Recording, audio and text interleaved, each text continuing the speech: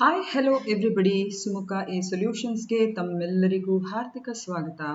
So ಇದು 26, 27, 28 February 2022ಗೆ ಸಂಬಂಧಿಸಿದ daily news paper analysis ಮತ್ತು MCQs.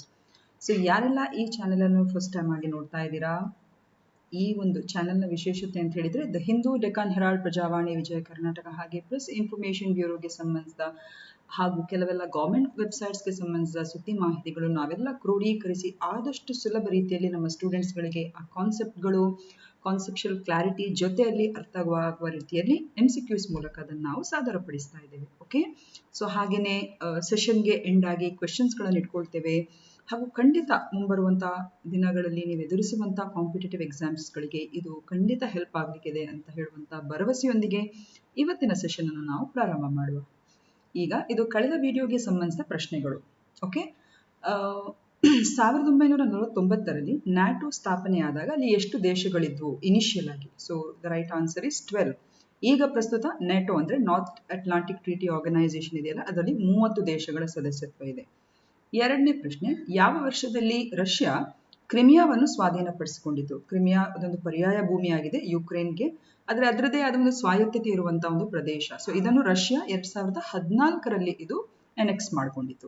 ಹಾಗೆಯೇ ನಾರ್ಡ್ ಸ್ಟ್ರೀಮ್ ಎಂಬುದು ಯಾವ ಸಮುದ್ರದ ಮೂಲಕ ಹಾದು ಹೋಗ್ತದೆ? ಸೊ ಇದು ಬಾಲ್ಟಿಕ್ ಸಮುದ್ರದ ಮೂಲಕ ಜರ್ಮನಿಯಿಂದ ರಷ್ಯಾದಿಂದ ಜರ್ಮನಿಗೆ ಅನಿಲ ಸರಬರಾಜನ್ನು ಮಾಡುವಂತಹ ಒಂದು ಪೈಪ್ ಲೈನ್ ಇದು. ಓಕೆ, ಸೊ ಇದು.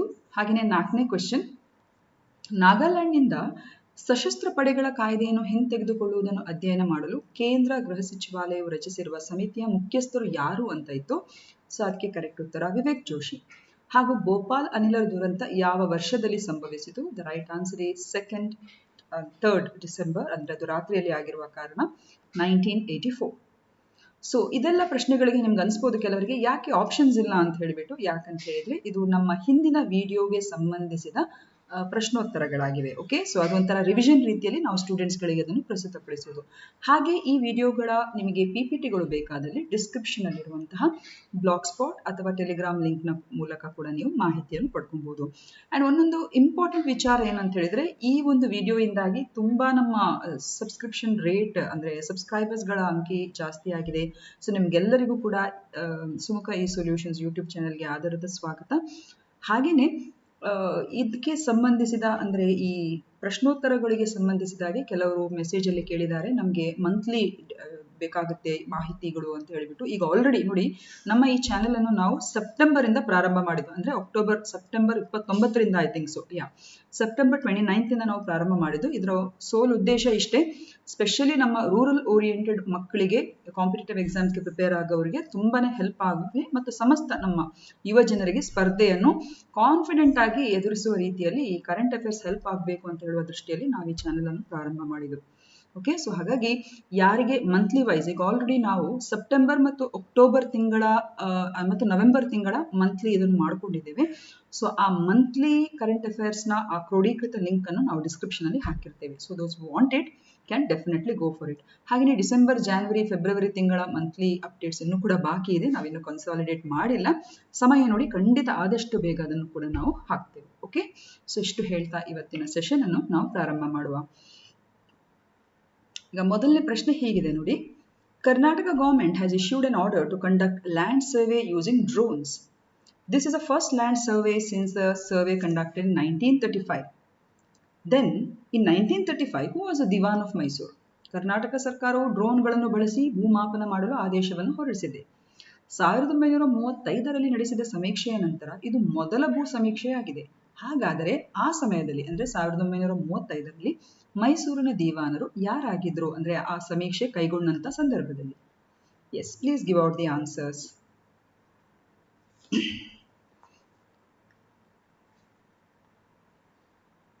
The right answer is option D, that is Sir Mirza Ismail. So ಅವರ ಟೈಮ್ ಅಲ್ಲಿ ಒಂದ್ಸಲ ಲ್ಯಾಂಡ್ ಸರ್ವೆ ಆಗಿತ್ತು. Option D is a right answer. So ಇದು ಹಿಂದೂ ದಿನಪತ್ರಿಕೆಯಲ್ಲಿ ಬಂದಿರುವಂತಹ ಮಾಹಿತಿ. ಕರ್ನಾಟಕ ರಾಜ್ಯ ಸರ್ಕಾರ ಇತ್ತೀಚೆಗೆ ಭೂಮಾಪನವನ್ನು ಡ್ರೋನ್ಸ್ಗಳ ಮೂಲಕ ಕೈಗೊಳ್ಳಿಕ್ಕೆ ಒಂದು ಆದೇಶವನ್ನು ಹೊರಡಿಸಿದೆ. 1935ರಲ್ಲಿ ನಮ್ಮ ಮೈಸೂರಿನ ಸರ್ ದಿವಾನರಾಗಿದ್ದಂಥ ಸರ್ ಮಿರ್ಜಾ ಇಸ್ಮಾಯಿಲ್ ಅವರು ದಿವಾನರಾಗಿದ್ದಂಥ ಸಂದರ್ಭದಲ್ಲಿ ನಮ್ಮ ರಾಜ್ಯದ ಪ್ರಥಮ ಭೂಮಾಪನ ಸಮೀಕ್ಷೆಯನ್ನು ಕೈಗೊಂಡಿದ್ರು in the year 1935. Okay, so ಕರ್ನಾಟಕದ ಒಟ್ಟು ಒಂದು ಭೂ ವ್ಯಾಪ್ತಿಯನ್ನು ನಾವು ನೋಡಿದ್ರೆ it is 1.91 lakh square kilometers. So ಈಗಿನ ಎರಡನೇ ಇದರಲ್ಲಿ ಏನು ಒಂದು ಲ್ಯಾಂಡ್ ಸರ್ವೆ ಮಾಡಲಿಕ್ಕೆ ಹೇಳಿದೆ ಗೌರ್ಮೆಂಟ್, ಇದರ ಸರ್ವೆ ವೇಕ್ ಅಥವಾ ಸಮೀಕ್ಷೆ ಕೆಲಸವನ್ನು 2018ರಲ್ಲಿ ಪ್ರಾರಂಭ ಮಾಡಿದ್ರು 5 ಜಿಲ್ಲೆಗಳಲ್ಲಿ: ರಾಮನಗರ, ತುಮಕೂರು, ಬೆಳಗಾವಿ, ಉತ್ತರ ಕನ್ನಡ ಮತ್ತು ಹಾಸನ್. 51 ಸ್ಕ್ವೇರ್ ಕಿಲೋಮೀಟರ್ ವ್ಯಾಪ್ತಿಯನ್ನು ಕವರ್ ಮಾಡಲಿಕ್ಕೆ ಒಂದು ಸಮೀಕ್ಷೆಯನ್ನು ಪ್ರಾಥಮಿಕ ಹಂತದಲ್ಲಿ ಅದನ್ನು ಮಾಡಿದ್ರು. ಈಗ ಸರ್ಕಾರ ಹೊಸ ಆದೇಶ ಹೊರಡಿಸಿದೆ. ಅಂದ್ರೆ ಉಳಿದ ಪ್ರದೇಶಗಳಿಗೂ ಆದಷ್ಟು ಬೇಗ ಈ ಸಮೀಕ್ಷೆಯನ್ನು ಕೈಗೊಳ್ಳಲಿಕ್ಕೆ, ಅಂದ್ರೆ 25 ಜಿಲ್ಲೆಗಳಲ್ಲಿ ಏನು ಬಾಕಿ ಉಳಿದಿದೆ ಆ ಸಮೀಕ್ಷೆಯನ್ನು ಆದಷ್ಟು ಬೇಗನೆ 287 ಕೋಟಿ ರೂಪಾಯಿ ವೆಚ್ಚದಲ್ಲಿ ಇದನ್ನು ಕೈಗೊಳ್ಳಬೇಕು ಅಂತ ಹೇಳಿ ಒಂದು ಆದೇಶವನ್ನು ಹೊರಡಿಸಿದೆ. ಸೊ ಈ ಸರ್ವೆಯಿಂದಾಗಿ ಲ್ಯಾಂಡ್ ರೆಕಾರ್ಡ್ಸ್ಗಳು ಮತ್ತು ನಮ್ಮ ಕೃಷಿ ಮತ್ತು ರೆಸಿಡೆನ್ಷಿಯಲ್ ಪ್ರಾಪರ್ಟೀಸ್ಗಳ ಓನರ್ಶಿಪ್ಗಳಿಗೆ ಸಂಬಂಧಿಸಿದಾಗಿ ಎಲ್ಲ ಒಂದು ರೀತಿಯ ದಾಖಲೆಗಳನ್ನು ಅಪ್ಡೇಟ್ ಮಾಡಲಿಕ್ಕೆ ಇದು ತುಂಬಾನೇ ಸಹಾಯವಾಗುವಂತ ಒಂದು ಸಮೀಕ್ಷೆ ಅಂತ ಹೇಳ್ಬೋದು. ಈಗ ಎರಡನೇ ಪ್ರಶ್ನೆ. Okay, as per the Mahadayi water disputes tribunal decision in August 2018, in total how many TMC of water has been allotted to Karnataka? August 2018ರಲ್ಲಿ ಮಹದಾಯಿ ಜಲ ವಿವಾದಗಳ ನ್ಯಾಯಮಂಡಳಿ ತೀರ್ಪಿನ ಪ್ರಕಾರ ಕರ್ನಾಟಕಕ್ಕೆ ಒಟ್ಟು ಎಷ್ಟು TMC ನೀರನ್ನು ಹಂಚಿಕೆ ಮಾಡಲಾಗಿದೆ? And for this the right answer is option A, 13.4 TMC ನೀರು. ಓಕೆ, 1 TMC ಅಡಿ ಅಂತ ಹೇಳಿದ್ರೆ 1,000 ಮಿಲಿಯನ್ ಘನ ಅಡಿ ನೀರು ಅಂತ ಹೇಳುವಂತ ಒಂದು ಆ ಮಾಪನದಲ್ಲಿ ಇರುವಂಥದ್ದು. ಈಗ first and foremost let us try to understand Mahadayi ನದಿಯ ಬಗ್ಗೆ ಒಂದು ಅರ್ಥ ಮಾಡ್ಕೊಳ್ಳುವಂತ ಪ್ರಯತ್ನ ಮಾಡುವ. ನೋಡಿ, ಇದು ಪಶ್ಚಿಮಾಭಿಮುಖವಾಗಿ ಹರಿಯುವಂತ ನದಿ. ನೋಡಿ ಹೀಗೆ, can U see this blue line? ಇದು ಮಹದಾಯಿ ನದಿಯ ಒಂದು ಫ್ಲೋ. ಸೊ ಈ ನದಿ ಬೆಳಗಾಂ ಜಿಲ್ಲೆಯ ದಿಯೋಗಾಂವ್ ಅಂತ ಹೇಳುವಂತ ಒಂದು ಪ್ರದೇಶದಲ್ಲಿ ಅದರ ಉಗಮ ಆಗಿ ಆ ನಂತರದು ಪಶ್ಚಿಮಾಭಿಮುಖವಾಗಿ ಗೋವಾ ಮೂಲಕ ಅರಬ್ಬಿ ಸಮುದ್ರವನ್ನದು ಸೇರುವಂಥದ್ದು. ಗೋವಾದಲ್ಲಿ ಇದಕ್ಕೆ ಹೆಸರು ಮಾಂಡೋವಿ ಅಂತ ಹೇಳಿಬಿಟ್ಟು ನಮ್ಮ ಕರ್ನಾಟಕ ರಾಜ್ಯದಲ್ಲಿ ಮಹದಾಯಿ ಅಂತ ಹೇಳಿ ಕರೀತಾರೆ. ಈ ಮಹದಾಯಿ ನದಿಗೆ ಕಳಸ ಮತ್ತು ಬಂಡೂರಿ ಅಂತ ಹೇಳುವಂತ 2 ಉಪನದಿಗಳಿವೆ. ಓಕೆ, ಕಳಸ ಮತ್ತು ಬಂಡೂರಿ ಕೆಲವರಿಗೆ ಕನ್ಫ್ಯೂಸ್ ಆಗ್ಬೋದು. ಕಳಸ ಬಂಡೂರಿ ಅಂದ್ರೆ ನಾಲೆಗಳ they are also the tributaries of Mahadayi river. Okay, ಹಾಗೂ ಈ ಮಹದಾಯಿ ನದಿಯ ಇನ್ನೊಂದು ವಿಶೇಷತೆ ಅಂತ ಹೇಳಿದ್ರೆ ಕರ್ನಾಟಕದಲ್ಲಿ ಇದರ ಹರಿವು ಕೇವಲ 35 ಕಿಲೋಮೀಟರ್.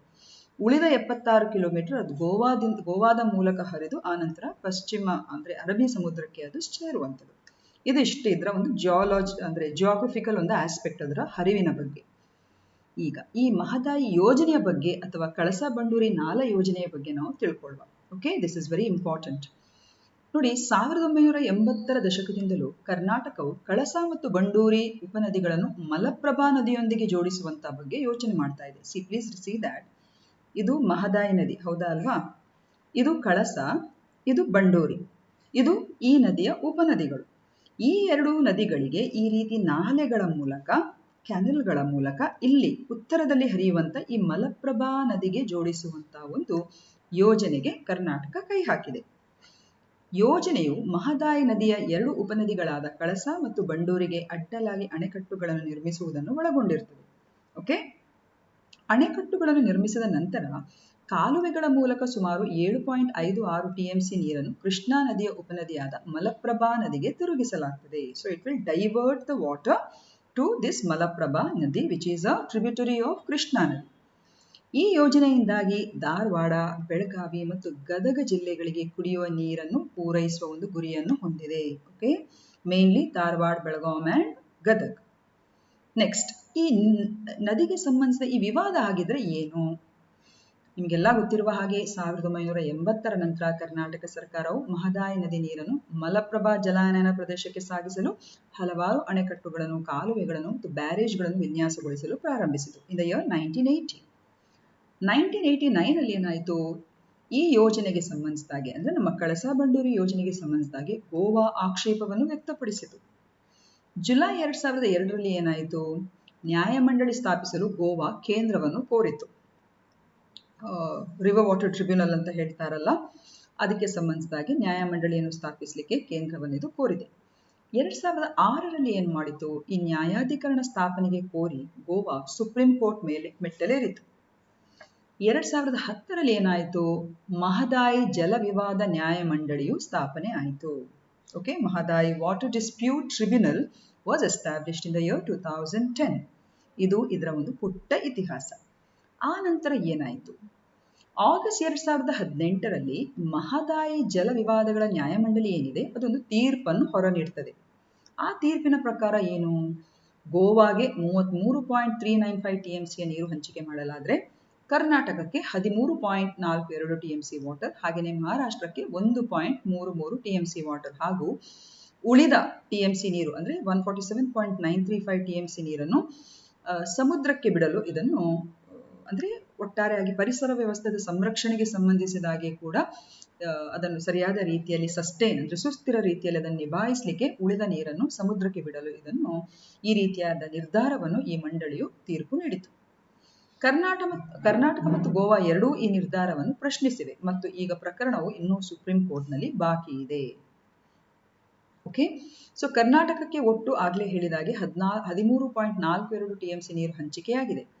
ಇದರಲ್ಲಿ 8.2 TMC ನೀರನ್ನು ವಿದ್ಯುತ್ ಉತ್ಪಾದನೆಗೆ ಬಳಸಿಕೊಳ್ಳಬಹುದು ಹಾಗೂ 5.4 TMC ನೀರನ್ನು ಕುಡಿಯುವ ನೀರಿನ ಉದ್ದೇಶಕ್ಕೆ ಬಳಸ್ಕೊಬಹುದು. ಓಕೆ, ಸೊ ಒಟ್ಟಾರೆಯಾಗಿ ಕುಡಿಯುವ ನೀರು ಮಂಜೂರು ಮಾಡಿರುವ 5.4 TMCಯಲ್ಲಿ ಕೇವಲ 4 TMC ನೀರನ್ನು ಮಹದಾಯಿ ಜಲಾನಯನ ಪ್ರದೇಶದಿಂದ ಮಲಪ್ರಭಾ ಜಲಾನಯನ ಪ್ರದೇಶಕ್ಕೆ ಹರಿಸಲು ಬಳಸಬಹುದು. ಅದಕ್ಕೋಸ್ಕರ ಕರ್ನಾಟಕಕ್ಕೆ 7.5 TMC ಹೆಚ್ಚುವರಿ ಬೇಕಾಗ್ತದೆ. ಸೊ ಇದು ಹಿಂದೂ ದಿನಪತ್ರಿಕೆಯಲ್ಲಿ ಬಂದಿರುವಂತಹ ಮಾಹಿತಿ. ವಿವಾದಿತ ಮಹದಾಯಿ ನದಿಯ ಜಲಾನಯನ ಪ್ರದೇಶದ ನೀರನ್ನು ಬಳಸಿಕೊಂಡು ಜಲವಿದ್ಯುತ್ ಯೋಜನೆಯ ಅನುಷ್ಠಾನಕ್ಕೆ ಕರ್ನಾಟಕ ಸರ್ಕಾರ ಆದೇಶವನ್ನು ಹೊರಡಿಸಿದೆ. Okay, so Mahadayi water dispute ಟ್ರಿಬ್ಯುನಲ್ನ ಅಂತಿಮ ತೀರ್ಪಿನಂತೆ 8.2 TMC ನೀರನ್ನು ಬಳಸಿಕೊಂಡು ಮಹದಾಯಿ ಜಲವಿದ್ಯುತ್ ಯೋಜನೆ ಅನುಷ್ಠಾನಗೊಳಿಸಲು ಕರ್ನಾಟಕ ಪವರ್ ಕಾರ್ಪೊರೇಷನ್ ಲಿಮಿಟೆಡ್ ಆದೇಶದ ಪ್ರಕಾರ ಇದು ಅನುಮೋದನೆಯನ್ನು ನೀಡಲಾಗಿದೆ. ಸೊ ಇದು ಇಂಗ್ಲಿಷ್ನಲ್ಲಿರುವಂತಹ ಒಂದು ಮಾಹಿತಿ. ಸೊ ಸಿನಾರಿಯೋ, ಈಗಿನ ಸಿನಾರಿಯೋ ಏನಾಗ್ತಾ ಇದೆ ಅಂತ ಹೇಳುವಂತ ಒಂದು ಜಿಸ್ಟ್ ಅನ್ನು ನಿಮಗೆ ಇದರ ಮೂಲಕ ಕೊಡುವಂತ ಪ್ರಯತ್ನ ಮಾಡ್ತಾ ಇದ್ದೀವಿ. ಓಕೆ, ಡೌಟ್ಸ್ಗಳಿದ್ರೆ ಡೆಫಿನೆಟ್ ಆಗಿ ನೀವು ಕೇಳಬಹುದು ಮೆಸೇಜ್ ಅಲ್ಲಿ. ಮೂರನೇ ಪ್ರಶ್ನೆ ನೋಡಿ, another very important question.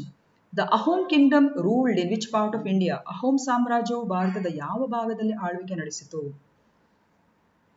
And for this the right answer is option C, that is the Brahmaputra Valley in Assam. ಅಸ್ಸಾಂನಲ್ಲಿರುವಂತಹ Brahmaputra ಕಣಿವೆಯಲ್ಲಿ ಅವರು ರಾಜ್ಯವಾಳ್ತಾ ಇದ್ರು. ಸೊ ಅಹೋಮರ ಬಗ್ಗೆ ಹೇಳುವುದಂತ ಹೇಳಿದ್ರೆ which is a very interesting thing. ಇದು ಮಧ್ಯಕಾಲೀನ ಅವಧಿಯಲ್ಲಿ ಇದ್ದಂತಹ ಒಂದು ವಿಶೇಷ ರಾಜಮನೆತನ. 1228ರ ಸಂದರ್ಭದಲ್ಲಿ ಈ ಅಹೋಮ್ ಅಂತ ಹೇಳುವಂತ ಈ ಒಂದು ಕಿಂಗ್ಡಮ್ ಇದು ಬ್ರಹ್ಮಪುತ್ರ ಕಣಿವೆ ಅಸ್ಸಾಂನಲ್ಲಿ ಇದು ಎಸ್ಟಾಬ್ಲಿಷ್ ಆಯಿತು. ಸೊ ಅಹೋಮರ್ ಅಂತ ಹೇಳ್ಕೊಳ್ಳುವಂತ ಈ ಒಂದು ರಾಜರು 1228 to 1826 AD, ಸರಿಸುಮಾರು 600 ವರ್ಷಗಳ ಕಾಲ ನಮ್ಮ ದೇಶದಲ್ಲಿ ಅವರು ರಾಜ್ಯಭಾರ ಮಾಡಿದ್ದಾರೆ. ಹಾಗೂ ಅಹೋಮ್ ರಾಜ್ಯ ಇದೆಯಲ್ಲ, ಇದನ್ನು ಚಾವ್ಲುಂಗ್ ಸುಕಾಪ ಅಂತ ಹೇಳುವವರು ಇದನ್ನು ಎಸ್ಟಾಬ್ಲಿಷ್ ಅಥವಾ ಫೌಂಡ್ ಮಾಡಿದ್ದಾರೆ. ಹಾಗೂ ಇವರನ್ನು ಬೋರ್ ಅಸೋಮ್ ಅಥವಾ ಗ್ರೇಟರ್ ಅಸೋಮ್ನ ಶಿಲ್ಪಿ ಅಂತ ಹೇಳಿ ಕೂಡ ಕರೆಯಲಾಗ್ತದೆ. ಯಾರನ್ನು? ಚಾವ್ಲುಂಗ್ ಸುಕಾಪ ಅಂತ ಹೇಳುವಂತ ಅಹೋಮ್ ಕಿಂಗ್ಡಮ್ನ ಫೌಂಡರ್ ಅನ್ನು. ಓಕೆ, ಸೊ ಇವರ ಒಂದು ಆಳ್ವಿಕೆ ಇರ್ಬೋದು, ಇದನ್ನೆಲ್ಲ ಸರಿಯಾದ ರೀತಿಯಲ್ಲಿ ಸೆಲೆಬ್ರೇಟ್ ಮಾಡಲಿಕ್ಕೆ ಅಥವಾ ಒಬ್ಸರ್ವ್ ಮಾಡಲಿಕ್ಕೆ ಅಸ್ಸಾಂ ಸರ್ಕಾರವು ಡಿಸೆಂಬರ್ 2 ಪ್ರತಿ ವರ್ಷ ಅಸೋಮ್ ದಿವಸ್ ಅಂತ ಹೇಳಿಬಿಟ್ಟು, ಅಂದ್ರೆ ಚಾವ್ಲುಂಗ್ ಸುಕಾಪ ಇವರ ಆಳ್ವಿಕೆಯನ್ನು ನೆನಪು ಮಾಡಲಿಕ್ಕೆ ಅಸೋಮ್ ದಿವಸ್ ಅಂತ ಹೇಳಿಬಿಟ್ಟು ಡಿಸೆಂಬರ್ 2 ಪ್ರತಿ ವರ್ಷ ಇದನ್ನು ಆಚರಿಸುವಂಥದ್ದು. ಇನ್ನೊಂದು ವೆರಿ ಇಂಪಾರ್ಟೆಂಟ್ ಪರ್ಸನಾಲಿಟಿ ಅಹೋಮ್ ಡೈನಾಸ್ಟಿಗೆ ಸಂಬಂಧಿಸಿದಾಗೆ ಈಸ್ ಲಚಿತ್ ಬೋರ್ಫುಕಮ್ ಅಂತ ಹೇಳುವವರು. ಲಚಿತ್ ಬೋರ್ಫುಕಮ್ ಇದಾರಲ್ಲ, ಇವರು ಅಹೋಮ್ ಕಿಂಗ್ಡಮ್ನ ಕಮಾಂಡರ್ ಆಗಿದ್ರು. Okay, so he was a commander in chief of the Ahom Kingdom.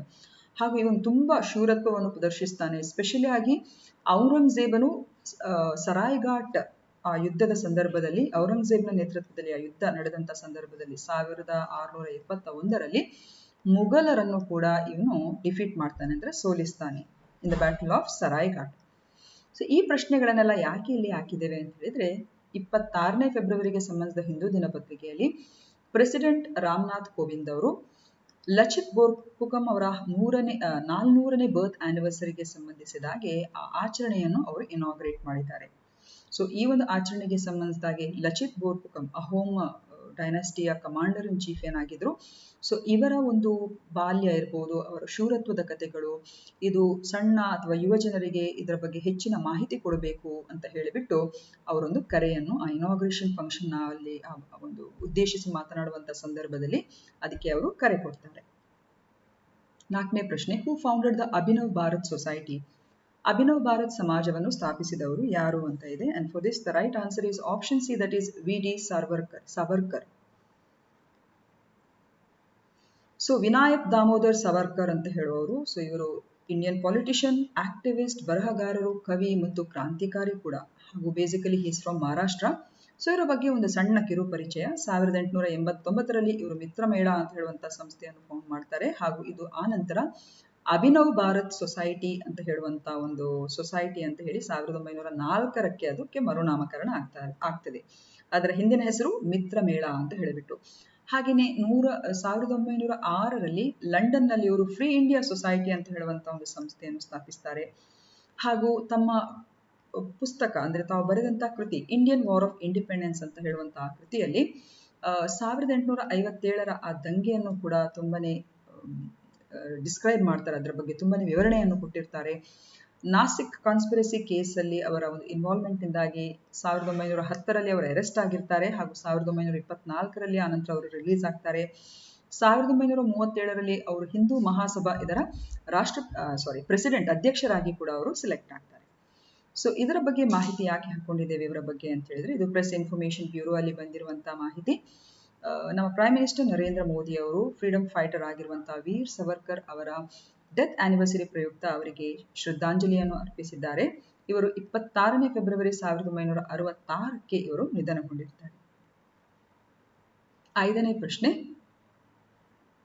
which was the multi-nation air exercise in which India's Tejas light combat aircraft was to participate, but the air exercise has been cancelled?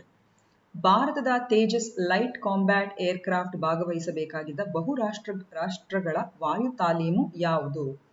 ಆದರೆ ಈ ವಾಯು ತಾಲೀಮನ್ನು ರದ್ದುಗೊಳಿಸಲಾಗಿದೆ. So ಆ ವಾಯು ತಾಲೀಮಿನ ಹೆಸರೇನು ಅಂತ ಇಲ್ಲಿ ನಮ್ಮ ಪ್ರಶ್ನೆ. Okay, so ಇದಕ್ಕೆ ಕರೆಕ್ಟ್ ಉತ್ತರ yes, the right answer is option B, that is Cobra Warrior. Okay, ಇದು ಇತ್ತೀಚೆಗೆ ಕ್ಯಾನ್ಸಲ್ ಆಯಿತು. ಇದು ಕೂಡ 27ನೇ ಫೆಬ್ರವರಿಗೆ ಬಂದಿರುವಂತ ಮಾಹಿತಿ. ಸೊ ಈ ಕೋಬ್ರಾ ವಾರಿಯರ್ ಅಂತ ಹೇಳುವಂತ ಈ ಒಂದು ವಾಯು ತಾಲೀಮು ಅಥವಾ ವಾಯು ಸಮರಾಭ್ಯಾಸ ಯುನೈಟೆಡ್ ಕಿಂಗ್ಡಮ್ ಅವರು ಇದನ್ನು ಹೋಸ್ಟ್ ಮಾಡುವಂಥದ್ದು, ಹಾಗೂ ಇದು ಮಾರ್ಚ್ 6ರಿಂದ 27ರವರೆಗೆ ಇದು ಶೆಡ್ಯೂಲ್ ಇತ್ತು. ಹಾಗೂ ಇದರಲ್ಲಿ UK, India, Belgium, Saudi Arabia, Sweden ಮತ್ತು US ಇದರಲ್ಲಿ ಭಾಗವಹಿಸುವಂತಹ ದೇಶಗಳಾಗಿದ್ವು. ಹಾಗೆ ಇನ್ನೊಂದು ವಿಶೇಷತೆ ಅಂತ ಹೇಳಿದ್ರೆ, ನಮ್ಮ ದೇಶದ ಇಂಡಿಯನ್ ಏರ್ಫೋರ್ಸ್ನ LCA ಅಂದ್ರೆ ಲೈಟ್ ಕಾಂಪ್ಯಾಕ್ಟ್ ಏರ್ಕ್ರಾಫ್ಟ್, ಲಘು ಯುದ್ಧ ವಿಮಾನ ನೌಕೆ ಇದೆಯಲ್ಲ, ಅದು ಇದರಲ್ಲಿ ಪಾರ್ಟಿಸಿಪೇಟ್ ಮಾಡ್ಲಿಕ್ಕಿತ್ತು. ಓಕೆ, ಆದ್ರೆ ಇವಾಗ ಯುಕ್ರೇನ್ ಕ್ರೈಸಿಸ್ನ ಒಂದು ಹಿನ್ನೆಲೆಯಿಂದಾಗಿ ಈ ವಾಯು ತಾಲೀಮನ್ನು ಈಗ ಇಲ್ಲಿಗೆ ಕ್ಯಾನ್ಸಲ್ ಮಾಡಿದ್ದಾರೆ. 6ನೇ ಪ್ರಶ್ನೆ, which subsidy scheme was launched by the Ministry of New and Renewable Energy in March 2019 for rooftop solar panel installation? ಮೇಲ್ಛಾವಣಿಯ ಸೌರ ಫಲಕ ಸ್ಥಾಪನೆಗಾಗಿ ಮಾರ್ಚ್ 2019ರಲ್ಲಿ ಹೊಸ ಮತ್ತು ನವೀಕರಿಸಬಹುದಾದ ಇಂಧನ ಸಚಿವಾಲಯವು ಯಾವ ಸಬ್ಸಿಡಿ ಯೋಜನೆಯನ್ನು ಪ್ರಾರಂಭಿಸಿದೆ? And for this the right answer is yes, option D, that is ಸೌರ ಗ್ರಹ ಯೋಜನೆ. Option D is the right answer. So ಸೌರ ಗೃಹ ಯೋಜನೆ ಅಥವಾ ಸೋಲಾರ್ ರೂಫ್ ಟಾಪ್ ಪ್ರೋಗ್ರಾಮ್ ಅಂತ ಹೇಳುವಂಥದ್ದು, ಇದು ಬೇಸಿಕಲಿ ಒಂದು 40,000 ಮೆಗಾವಾಟ್ನ RTS ಅಥವಾ roof top solar project installation 2022ರ ಒಳಗಾಗಿ ಇಷ್ಟು ಮೆಗಾವಾಟ್ನ ಈ ರೂಫ್ ಟಾಪ್ ಸೋಲಾರ್ ಪ್ರಾಜೆಕ್ಟ್ಗಳನ್ನು ಅಳವಡಿಸಿಕೊಳ್ಬೇಕು ಅಂತ ಹೇಳುವಂಥ ಉದ್ದೇಶವನ್ನು ಇದು ಹೊಂದಿದೆ. ಹಾಗೂ ಇದನ್ನು ಹೊಸ ಮತ್ತು ನವೀಕರಿಸಬಹುದಾದ ಇಂಧನ ಸಚಿವಾಲಯ ಇದನ್ನು 2019ರಲ್ಲಿ ಆಕ್ಚುಲಿ ಲಾಂಚ್ ಮಾಡಿತ್ತು. ಓಕೆ, ಸೊ ಇದರಿಂದ ಗ್ರಾಹಕರಿಗೆ 40% ಸಬ್ಸಿಡಿ ಸಿಗ್ತದೆ for solar panel installation for up to 3 kilowatts ಮತ್ತು 20% subsidy from 3 kilowatts to 10 kV installation. Okay, so electric supply companies ಇದಕ್ಕೆಲ್ಲ ನೋಡಲ್ ಏಜೆನ್ಸಿ ಆಗಿ ಇದನ್ನು ಮಾಡ್ಕೊಂಡಿದ್ದಾರೆ. ಫಾರ್ ಎಕ್ಸಾಂಪಲ್ ಕರ್ನಾಟಕದಲ್ಲಿ ಸೆಸ್ಕಾಂ, ಮೆಸ್ಕಾಂ, ಬೆಸ್ಕಾಂ ಇವೆಲ್ಲ ಇದಕ್ಕೆ ನೋಡಲ್ ಏಜೆನ್ಸೀಸ್ಗಳು. ಸೊ ಇದು ಯಾಕೆ ನಾವು ಪ್ರಶ್ನೆಯಲ್ಲಿ ಹಾಕಿದ್ದೇವೆ? ಯಾಕಂದ್ರೆ 27ನೇ ಫೆಬ್ರವರಿ ಹಿಂದೂ ದಿನಪತ್ರಿಕೆಯಲ್ಲಿ 3 ವರ್ಷಗಳ ನಂತರ ನಮ್ಮ ಕೇಂದ್ರ ಸರ್ಕಾರವು ರೂಫ್ ಟಾಪ್ ಸೋಲಾರ್ ಪ್ಯಾನೆಲ್ ಇನ್ಸ್ಟಾಲೇಷನ್ಗೆ ಸಂಬಂಧಿಸಿದಾಗೆ ಸಬ್ಸಿಡಿಯನ್ನು ಅನೌನ್ಸ್ ಮಾಡಿದೆ. ಇನ್ನೂ ಕೂಡ BESCOM is yet to finalise the vendors for installation. So ತುಂಬಾನೇ ಇದಕ್ಕೆ ಅಪ್ಲಿಕೇಶನ್ಸ್ ಬರ್ತಾ ಇದೆ. ಆದರೆ 2019ರಿಂದ ಈ ಪ್ರಾಜೆಕ್ಟ್ ತಕ್ಕ ಮಟ್ಟಿಗೆ ಅಂದರೆ ಅದರ ಪ್ರಗತಿ ಅಷ್ಟೇನು ಕಾಣ್ತಾ ಇರಲಿಲ್ಲ. 7ನೇ ಪ್ರಶ್ನೆ. After Russia invaded Ukraine, there has been a call from the international community to exclude Russia from SWIFT. So what is SWIFT? So Russia Ukraine ಮೇಲೆ ಆಕ್ರಮಣ ಮಾಡಿದ ನಂತರ ಸ್ವಿಫ್ಟ್ನಿಂದ ರಷ್ಯಾವನ್ನು ಹೊರಗಿಡಲು ಅಂತಾರಾಷ್ಟ್ರೀಯ ಸಮುದಾಯದಿಂದ ಕರೆ ಬಂದಿದೆ. ಹಾಗಿದ್ರೆ ಈ ಸ್ವಿಫ್ಟ್ ಅಂದರೆ ಏನು? ಇಲ್ಲಿ ಇನ್ನೊಂದು ವಿಚಾರ, ಯಾರೆಲ್ಲ ನೋಡಿ ನಮ್ಮ ಈ ರಷ್ಯಾ ಯುಕ್ರೇನ್ ಬಿಕ್ಕಟ್ಟು ಇರ್ಬೋದು. ಸೊ ಇದರ ಬಗ್ಗೆ ತುಂಬ ಡೀಟೇಲ್ಡ್ ಆಗಿರುವಂಥ ವಿಡಿಯೋಸ್ಗಳನ್ನು, ಇದರ ಹಿನ್ನೆಲೆ ತುಂಬ ಇದರ ಬಗ್ಗೆ ಡೀಟೇಲ್ಡ್ ಆಗಿರುವಂಥ ವಿಡಿಯೋಸ್ಗಳನ್ನು ನಾವು ನಮ್ಮ ಹಿಂದಿನ ವಿಡಿಯೋಗಳಲ್ಲಿ ಎಲ್ಲ ನಾವು ಹಾಕೊಂಡಿದ್ದೇವೆ. So what we urge the students ಅಂದರೆ ವಿದ್ಯಾರ್ಥಿಗಳಲ್ಲಿ ಏನು ಕೇಳ್ಕೊಳ್ಳೋದು ಅಂತ ಹೇಳಿದರೆ, ನಿಮಗೆ ಸಮಯ ಸಿಕ್ಕಿದಾಗ ಉಳಿದ ವಿಡಿಯೋಸ್ಗಳನ್ನು ನೋಡ್ಕೊಳ್ಳುವಂಥ ಒಂದು ಪರಿಪಾಠ ಬೆಳೆಸ್ಕೊಳ್ಳಿ. ಯಾಕಂದರೆ definite it is going to help you. Okay, so ಅಂದರೆ ಸುಮಾರು ಇಲ್ಲಿ ತನಕ ನಂಗೆ ಅನಿಸ್ತದೆ 90 ವಿಡಿಯೋಗಳನ್ನು ನಮ್ಮ ಈ ಯೂಟ್ಯೂಬ್ ಚಾನೆಲ್ ಮೂಲಕ ಹಾಕೊಂಡಿದ್ದೇವೆ. ಸೊ ಇದು ಓನ್ಲಿ ರಿಲೇಟೆಡ್ ಟು ಕರೆಂಟ್ ಅಫೇರ್ಸ್ನ ಪ್ರತಿಯೊಂದು ತುಣುಕುಗಳನ್ನು ನಾವು ಇದರಲ್ಲಿ ಕವರ್ ಮಾಡುವಂಥ ಒಂದು ಯತ್ನವನ್ನು ಮಾಡಿದ್ದೇವೆ. And we have got a very wonderful team. So ಆ ಟೀಮ್ನವರು ಕೂಡ ಉತ್ತಮ ರೀತಿಯಲ್ಲಿ ಮಾಹಿತಿಗಳನ್ನೆಲ್ಲ ಕ್ರೋಢೀಕರಿಸಿ ರೀತಿಯಾಗಿ ಮಾಡ್ತಾ ಇರುವ ಕಾರಣ ಇದು ನಮ್ಮ ಸ್ಟೂಡೆಂಟ್ಸ್ಗಳಿಗೆ ಖಂಡಿತ ಹೆಲ್ಪ್ ಆಗ್ತದೆ. ಸೊ ಈಗ ಉತ್ತರಕ್ಕೆ ಬರುವ. ಇದಕ್ಕೆ ಕರೆಕ್ಟ್ ಉತ್ತರ ಆಪ್ಷನ್ ಬಿ. ಸ್ವಿಫ್ಟ್ ಅಂದರೆ it's an international payment system facilitating payments. ಇದು ಪಾವತಿಗಳನ್ನು ಸುಗಮಗೊಳಿಸುವ ಒಂದು ಅಂತಾರಾಷ್ಟ್ರೀಯ ಪಾವತಿ ವ್ಯವಸ್ಥೆಯಾಗಿದೆ. ಓಕೆ, ಸೊ ಇದನ್ನು ಈಗ ಸ್ಟಾಪ್ ಮಾಡಲಿಕ್ಕಿದ್ದಾರೆ. ಇದು ಹಿಂದೂ ದಿನಪತ್ರಿಕೆಯಲ್ಲಿ ಬಂದಿರುವಂಥ 28 ಫೆಬ್ರವರಿಯ ಮಾಹಿತಿ. US ಇರ್ಬೋದು, ಯುರೋಪ್ ಇರ್ಬೋದು ಮತ್ತು ಹೆಚ್ಚಿನ ಪಾಶ್ಚಿಮಾತ್ಯ ದೇಶಗಳು ಮತ್ತು ನ್ಯಾಟೋ ಬ್ಯಾಕ್ಡ್ ದೇಶಗಳು ರಷ್ಯಾವನ್ನು, ಯಾಕಂದರೆ ರಷ್ಯಾ ಈಗ ಯುಕ್ರೇನ್ ಮೇಲೆ ದಾಳಿ ಮಾಡ್ತಾ ಇದೆ, ಸೊ ರಷ್ಯಾವನ್ನು ಈ ಸ್ವಿಫ್ಟ್ ಅಂತ ಹೇಳುವಂಥ ಈ ಪೇಮೆಂಟ್ ಸಿಸ್ಟಮ್ನಿಂದಾಗಿ ಇದನ್ನು ಹೊರಗಿಡುವಂಥ ಪ್ರಯತ್ನ, ಅಂದರೆ ಹೊರಗಿಡುವಂಥ ಒಂದು ಡಿಸಿಷನ್ ಅನ್ನು ಮಾಡಿದ್ದಾರೆ. ಸೊ ಇದು ಕೂಡ ರಷ್ಯಾದ ಮೇಲೆ ಇರುವಂಥ ಸ್ಟ್ರಾಂಗೆಸ್ಟ್ ಎಕನಾಮಿಕ್ ಸ್ಯಾಂಕ್ಷನ್. ಸೊ ನಿಮಗೆಲ್ಲ ಗೊತ್ತಿರ್ಬೋದು, ಈಗ ರಷ್ಯಾದ ಮೇಲೆ ಬೇರೆ ದೇಶದವರು ಮತ್ತು ನೇಟೋ ಬೆಂಬಲಿತ ದೇಶಗಳೆಲ್ಲ ಕೆಲವೆಲ್ಲ ಒಂದು ರೀತಿಯ ಸ್ಯಾಂಕ್ಷನ್ಸ್ಗಳನ್ನು ಮಾಡ್ತಾ ಇದೆ. ಇತ್ತೀಚೆಗೆ ನೀವು ನೋಡಿರ್ಬೋದು, ನಾರ್ಡ್ ಸ್ಟ್ರೀಮ್ 2 ಅಂತ ಹೇಳಿ ರಷ್ಯಾದಿಂದ ಜರ್ಮನಿಗೆ ಬಾಲ್ಟಿಕ್ ಸಮುದ್ರದ ಮೂಲಕ ಹಾದು ಹೋಗುವಂಥ ಪೈಪ್ಲೈನ್ ಅನ್ನು ಕೂಡ ಅವರು, ನಾರ್ಡ್ ಸ್ಟ್ರೀಮ್ 2 ಏನು ಅಂದರೆ ಅದು ಫಂಕ್ಷನಲ್ ಆಗಬೇಕಿತ್ತು, ಅದನ್ನು ಕೂಡ ಅವರು ಸ್ಟಾಪ್ ಮಾಡಿದ್ದಾರೆ. ಸೊ ಬೇರೆ ಬೇರೆ ರೀತಿಯ ಎಕನಾಮಿಕ್ ಸ್ಯಾಂಕ್ಷನ್ಸ್ಗಳನ್ನು ಕೂಡ ಹಾಕ್ತಾ ಇದೆ. ಅದರಲ್ಲಿ ಇದು ಕೂಡ ಒಂದು, ಸ್ವಿಫ್ಟ್ ಅಂದರೆ ಇದು ಕೂಡ ಒಂದು. ಸೊ ಸ್ವಿಫ್ಟ್ ಅಂದರೆ ಏನು ಅಂತ ಹೇಳಿ ನಾವು ನೀಟಾಗಿ ಅರ್ಥ ಮಾಡ್ಕೊಳ್ಳುವ. ಓಕೆ, ಸ್ವಿಫ್ಟ್ ಅಂತ ಹೇಳಿದರೆ society for world wide inter bank financial telecommunication. ಜಾಗತಿಕವಾಗಿ ಹಣದ ವಹಿವಾಟುಗಳನ್ನು ಸುಲಭಗೊಳಿಸಲು ಬ್ಯಾಂಕುಗಳಿಗೆ ಇರುವಂಥ ಇದೊಂದು ಅಂತಾರಾಷ್ಟ್ರೀಯ ಜಾಲವಾಗಿದೆ. ಹಾಗೂ ಇದರ ಹೆಡ್ ಕ್ವಾರ್ಟರ್ಸ್ ಇದೆಯಲ್ಲ, ಬೆಲ್ಜಿಯಂನ ಲಾ ಹುಲ್ಪಲ್ಲಿ ಇರುವಂಥದ್ದು.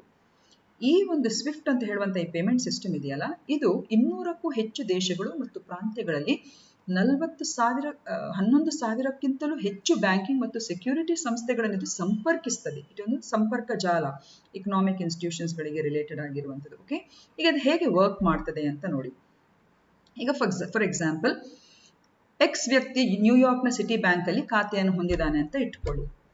ಅವನು ಲಂಡನ್ನಲ್ಲಿ HSBC ಖಾತೆ ಹೊಂದಿರುವಂಥ ವೈ ವ್ಯಕ್ತಿಗೆ ಹಣವನ್ನು ಕಳಿಸಲು ಬಯಸ್ತಾನೆ ಅಂತ ಇಟ್ಟುಕೊಳ್ಳಿ. ಆಗ ಎಕ್ಸ್ ವ್ಯಕ್ತಿಯು ವೈ ವ್ಯಕ್ತಿಯ ಖಾತೆ ಸಂಖ್ಯೆ ಮತ್ತು ಸ್ವಿಫ್ಟ್ ಕೋಡ್ ಅನ್ನು ನೀಡಬೇಕು. ವೆರಿ ಸಿಮಿಲರ್, ಹೇಗೆ ನಾವು ದೇಶೀಯ ಪಾವತಿಗಳಿಗೆ ನಮ್ಮ ಭಾರತದಲ್ಲಿ IFSC ಕೋಡ್ ಅನ್ನು ಹೇಗೆ ಬಳಸ್ತೇವೆ ನೋಡಿ, ನಾವು ಪೇಮೆಂಟ್ ಟ್ರಾನ್ಸ್ಫರ್ ಮಾಡುವಾಗ ಒಂದು ಬ್ಯಾಂಕಿನಿಂದ ಇನ್ನೊಂದು ಬ್ಯಾಂಕಿಗೆ, ಎಸ್ ಆರ್ ನೋ? ಸೊ ಅಂತಾರಾಷ್ಟ್ರೀಯ ಪಾವತಿಯಲ್ಲಿ ಇದೇ ರೀತಿ ಸ್ವಿಫ್ಟ್ ಕೋಡ್ ಅನ್ನು ಬಳಸಲಾಗ್ತಾ ಇದೆ. That's all. Okay, and that makes international transactions between the various banks, especially in international aspects, very easy. So what is SWIFT? Society for Worldwide Interbank Financial Telecommunications. Okay, it is a very nice news. So ಇದು ಇನ್ನೊಂದು ಮಾಹಿತಿ ನಿಮಗೆ. ಸಮರ್ಥ್ ಭಾರತ್ ಅಂತ ಹೇಳುವಂಥ ಒಂದು sister concern channel ಕೂಡ ಇದೆ. So ಇದು ಕೂಡ ನಿಮಗೆ GK ರಿಲೇಟೆಡ್, ಅಂದರೆ ಇದು ಥೀಮ್ ವೈಸ್ ಆಗಿ ಕೆಲಸ ಮಾಡ್ತದೆ. ಅಂದರೆ ಒಂದೊಂದು ಪರ್ಟಿಕ್ಯುಲರ್ ಥೀಮ್, ಈಗ ಇಲ್ಲಿ ನಾನು ಜಸ್ಟ್ ಕ್ಲಿಪ್ಪಿಂಗ್ಸ್ ಅನ್ನು ಹಾಕಿದ್ದೇವೆ.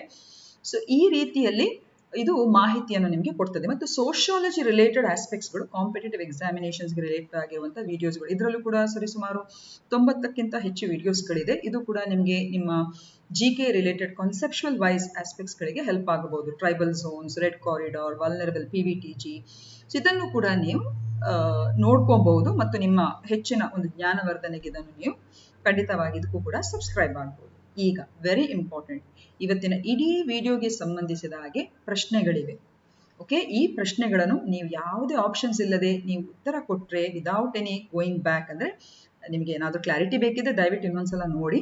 ಬಟ್ ನೀಟಾಗಿ ನಿಮಗೆ ಪಟ್ ಅಂತ ನಿಮಗೆ ಉತ್ತರ ಗೊತ್ತಾದರೆ ಡೆಫಿನೆಟ್ ಆಗಿ ಈ ವಿಡಿಯೋದ ಪರಿಪೂರ್ಣ ಮಾಹಿತಿಗಳನ್ನು ನೀವು ಗ್ರಾಸ್ಪ್ ಮಾಡಿದ್ದೀರಿ ಅಂತ ಅರ್ಥ. ಓಕೆ, ಸೊ ಇಷ್ಟು ಹೇಳ್ತಾ ಮೊದಲನೇ ಪ್ರಶ್ನೆ ನೋಡಿ. ಕಳಸಾ ಬಂಡೂರಿ ಯೋಜನೆ ಯಾವ ಜಿಲ್ಲೆಗಳಿಗೆ ಕುಡಿಯುವ ನೀರನ್ನು ಪೂರೈಸುವ ಗುರಿಯನ್ನು ಹೊಂದಿದೆ? ಮಲಪ್ರಭಾ ಯಾವ ನದಿಯ ಉಪನದಿ? ಲಚಿತ್ ಬೋರ್ಫುಕನ್ ಯಾವ ಯುದ್ಧದಲ್ಲಿ ಮೊಘಲರನ್ನು ಸೋಲಿಸಿದನು? ಹಾಗೇನೆ ಸ್ವಿಫ್ಟ್ನ ಪ್ರಧಾನ ಕಚೇರಿ ಎಲ್ಲಿದೆ? ಹಾಗೇನೆ ಇನ್ನೊಂದಿದೆ ಅಸೈನ್ಮೆಂಟ್, ಎಕ್ಸ್ಪಾಂಡ್ IFSC. ನಾನು ಹೇಳಿದ್ನಲ್ಲ ಸ್ವಿಫ್ಟ್ ಹೇಗೆ ಕೆಲಸ ಮಾಡ್ತದೆ ಅಂತ ಹೇಳಿದ್ರೆ, ನಮ್ಮ ದೇಶದ ಆಂತರಿಕವಾಗಿರುವಂತಹ ನಮ್ಮ ಒಂದು ಟ್ರಾನ್ಸಾಕ್ಷನ್ಸ್ಗಳಿಗೆ IFSC ಕೋಡನ್ನು ಹೇಗೆ ಬ್ಯಾಂಕ್ಗಳದ್ದು ಯೂಸ್ ಮಾಡ್ತೇವೆ. ಸೊ ಇಲ್ಲಿ ಕೇಳಿದ್ದಾರೆ IFSC ಅಂದ್ರೆ ಏನು ಅಂತ ಹೇಳಿಬಿಟ್ಟು. ಓಕೆ, ಸೊ ಇದಿಷ್ಟು ಇವತ್ತಿನ ವಿಡಿಯೋಗಳು. ಸೊ ಖಂಡಿತವಾಗಿ ವಿಡಿಯೋ ಇದರ ಬಗ್ಗೆ ನಿಮ್ಮ ಅನಿಸಿಕೆಗಳನ್ನು ಹೇಳಿ. ಇನ್ನಷ್ಟು ಉತ್ತಮ ರೀತಿಯಲ್ಲಿ ಇದನ್ನು ಯಾವ ರೀತಿಯಾಗಿ ನಾವು ನಿಮಗೆ ತಲುಪುವ ರೀತಿಯಲ್ಲಿ ನಾವು ಯತ್ನ ಮಾಡ್ಬೋದು, ಅದರ ಬಗ್ಗೆ ಸಜೆಷನ್ಸ್ ಕೂಡ ಕೊಡಿ.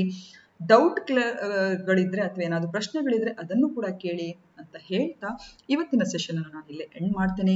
Thank you for watching. And ಹೀಗೇನೆ ನಮ್ಮನ್ನು ಎನ್ಕರೇಜಸ್, ಹಾಗೇನೆ ನಮಗೆ ಹೆಚ್ಚಿನ ರೀತಿಯಲ್ಲಿ ನಿಮ್ಮ ಒಂದು ಜ್ಞಾನವರ್ಧನೆಗೆ ಬೇಕಾಗುವಂಥ ಎಲ್ಲ ಒಂದು ರೀತಿಯ ಸೇವೆಯನ್ನು ಮಾಡಲು ಅವಕಾಶ ಕೊಟ್ಟಿದ್ದಕ್ಕೆ ಧನ್ಯವಾದಗಳು ಅಂತ ಹೇಳ್ತಾ I will end this session.